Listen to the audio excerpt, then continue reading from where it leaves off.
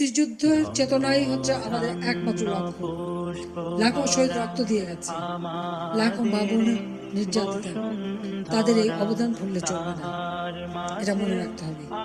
কারণ পাকিস্তানি হানাদার বাহিনী আর রাজাকার বাহিনী যেভাবে এদেশের অত্যাচার করেছে, আমার খুব দুঃখ লাগে। কালকে যখন শুনি রোকেয়া হলের ছাত্রীরাও বলে তারা রাজাকার, তারা কি জানে ৭১ সালে 25 মার্চ কি ঘটেছিল? সেখানে ৩০০ মেয়েকে হত্যা করেছিল, 40 জন মেয়েকে রেপ করেছিল এবং এদের ধরে নিয়ে পাকিস্তানি ক্যাম্পে নিয়ে গিয়েছিল। সেই ক্যাম্পে কি অবস্থায় ছিল?